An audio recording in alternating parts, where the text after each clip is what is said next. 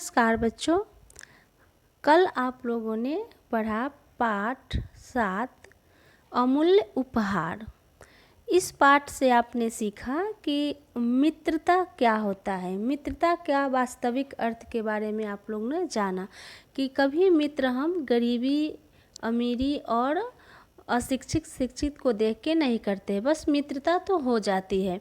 तो ये जो पाठ 7 है अमूल्य उपहार में भी आपने देखा कि कैसे पिंटू ने एक बहुत ही गरीब बच्चे से दोस्ती किया और गरीब होने के कारण उसके पास पैसे नहीं था, तो उसने उसे क्या दिया उपहार में, एक पेड़ दिया, आम का पेड़। लेकिन वही आम का पेड़ पिंटू के लिए सबसे अमूल्य उपहार लगा, क्योंकि उसको ये लगा कि जो पेड़ है आम का वो कभी नष्ट नहीं होगा, उसको हम पानी देंगे वो बड़ा हो जाएगा, फिर हमें वातावरण को शुद्ध रखेगा, हमें फल फूल भी देगा, हम लोग उसमें से आम भी खाएंगे। तो सबसे अच्छा उसको कौन सा उपहार लगा, वही घसीटा राम जो गरीब बच्चा था उसका दिया हुआ आम का पेड़।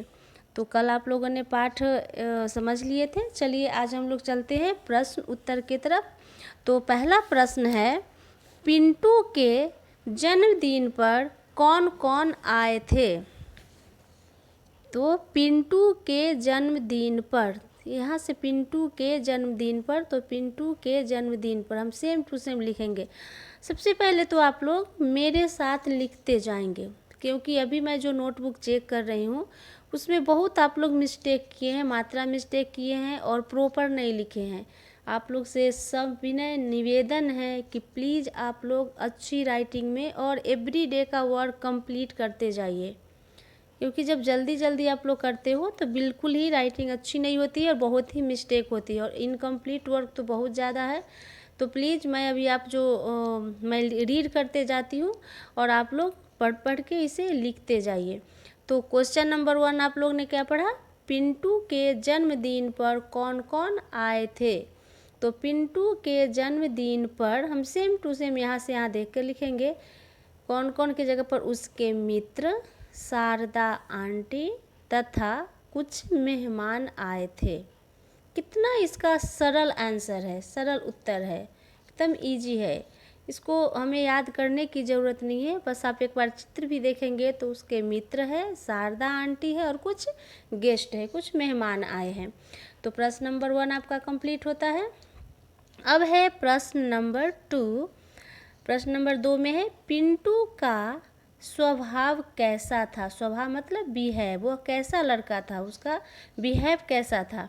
तो पिंटू का स्वभाव सरल, सरल मतलब सिंपल, एवं मिलनसार मतलब सबके साथ मिलकर रहने वाला। उस ये नहीं कि बड़ा है, लोग पैसे वाले हैं तो उसके साथ मिलना है, जो गरीब है उसके साथ, सबके साथ जैसे भी व्यक्ति हो सबके साथ उसका जो स्वभाव कैसा था, मिलनसार था, मिलकर रहने वाला था। तो पिंटू का स्वभाव सरल मतलब सिंपल, सरल एवं मिलनसार था। प्रश्न नंबर 3, शारदा आंटी ने पिंटू को जन्मदिन पर क्या आशीर्वाद दिया। तो शारदा आंटी ने पिंटू को जन्मदिन पर तक हम यहाँ तक सेम टू सेम देख के लिखेंगे प्रश्न से, फिर लिखेंगे क्या के जगह पर आशीर्वाद दिया कि। जब हमेशा क्वेश्चन किया जाता है तो होता है छोटी की मतलब कि वह तार के जितना बड़ा बन जाए। तार, तार आप लोग जानते हो, तार और खजूर, ये जो खजूर हम लोग खाते हैं उसका पेड़, जब आप राजस्थान में जाओगे तो देखना बहुत ज़्यादा खजूर होता है। और तार का पेड़ उसी प्रकार का होता है जैसे आप कोकोनट ट्री देखे होंगे, नारियल का पेड़ कोकोनट ट्री, उसी प्रकार से तार का पेड़ होता है जो बहुत लंबा होता है। तो वही बोला जो आंटी है शारदा आंटी ने क्या बोली कि तुम तार के जितना बड़ा बन जाओ, क्योंकि तार का जो पेड़ होता है वो बहुत लंबा होता है। प्रश्न नंबर 4, पिंटू के अनुसार सबसे अच्छा उपहार किसका था, कारण सहित बताइए। पिंटू के अनुसार सबसे अच्छा तोहफा, जो सबसे अच्छा तोहफा था, सबसे अच्छा उपहार था, गिफ्ट था, वो किसका था। तो पिंटू के अनुसार सबसे अच्छा उपहार घसीटा राम का था, क्योंकि उसका उपहार कभी न नष्ट होने वाला था। उसने उपहार में क्या दिया था? आम का पेड़। तो वह एक ऐसा उपहार था, ऐसा गिफ्ट था जो नष्ट होने वाला नहीं था और वातावरण के लिए लाभकारी था। और वो क्या था? जो हमारा वातावरण इन्वायरमेंट से उसको भी वो क्या पहुंचाएगा? आम का पेड़ है तो उससे ऑक्सीजन शुद्ध मिलेगी, वातावरण शुद्ध रहेगा, तो वह वातावरण के लिए भी क्या है? लाभकारी था। इसीलिए सबसे अच्छा गिफ्ट किसका था? घसीटाराम का। क्वेश्चन नंबर 5, पिंटू के माता पिता पिंटू और घसीटाराम की दोस्ती के विरुद्ध क्यों थे? जो पिंटू के माता पिता थे वो क्या कहते थे कि घसीटाराम से दोस्ती नहीं करो। विरुद्ध मतलब उसके विरुद्ध हो जाना, नहीं करना, उसके साथ में नहीं रहना है, अपोजिट होना, विरुद्ध होना। तो क्योंकि घसीटाराम गरीब एवं अनपढ़ था। जो घसीटाराम क्या था? एक गरीब लड़का था और वह अशिक्षित भी था, अनपढ़ था। इसीलिए उसके जो पिंटू के माता पिता थे और क्या कहते थे कि आप तुमको उससे दोस्ती नहीं करना है। तो ये आपका प्रश्न उत्तर है। तो आप लोग अच्छी राइटिंग में अपनी नोटबुक में कंप्लीट कर लीजिएगा। चलिए अब आगे चलते हैं। कुछ एक्सरसाइज जो बचा हुआ था पाठ 7 का पेज नंबर 6060। तो चलिए आप लोग पेज नंबर 6060 निकालिए। उसमें है शब्द संकेतों की सहायता से शब्द पहेली पूरी कीजिए। शब्द पहेली तो इसमें दिया हुआ है अनुपस्थित का विलोम। अनुपस्थित, विलोम मतलब उल्टा, अपोजिट वर्ड्स। तो अनुपस्थित का क्या होता है?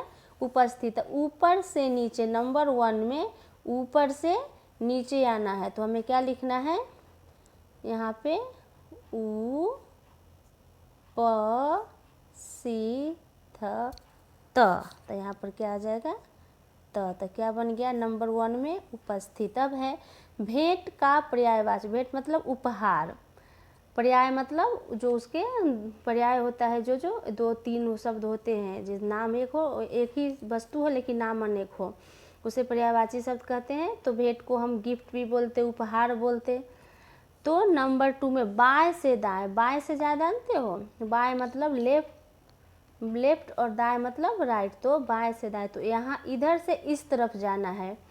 तो भेंट का पर्याय हम उपहार भी लिख सकते हैं। तो उ प हा और र, उपहार बन गया। अब नंबर 3 है बहस का पर्याय। बहस करना, नहीं कहते बहुत बहस कर रहा है, उसका भी हम बहस को और क्या बोल सकते हैं? बहस करना मतलब होता है उसका किसी से डिबेट नहीं होता। जो आप लोग इंग्लिश में देखते हो कि डिबेट करना होता है, तो ही होता है तकरार करना, बहस करना, डिबेट। तो ही बहस करना मतलब तकरार करना। तो एक किधर से किधर लिखना है? बाएं से दाएं। 3 नंबर में है बाएं से दाएं। तो त क रा र, तकरार।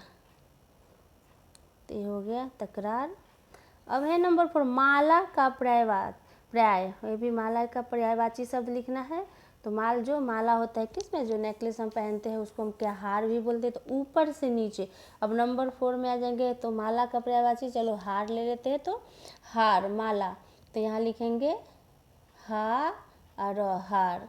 अब है नंबर 5 परतंत्र का विलोम। परतंत्र, विलोम मतलब उल्टा, अपोजिट्स।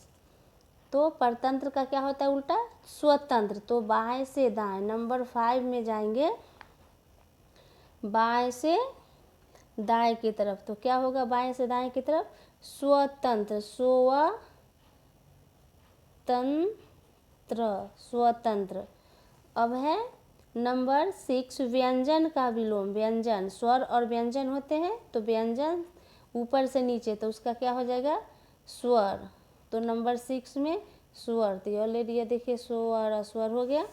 अब है शत्रु का विलोम। ऊपर से नीचे, शत्रु का मित्र। तो नंबर अत्र, मित्र बन गया।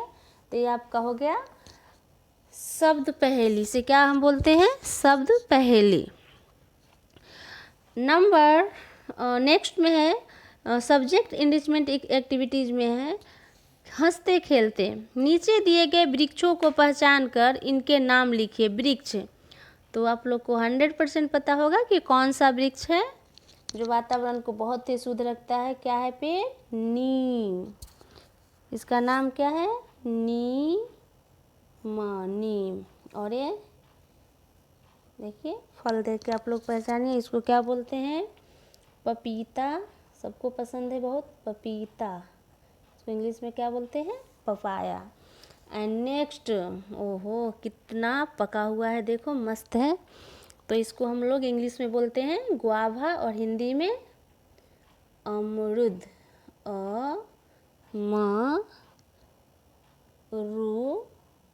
अमरुद।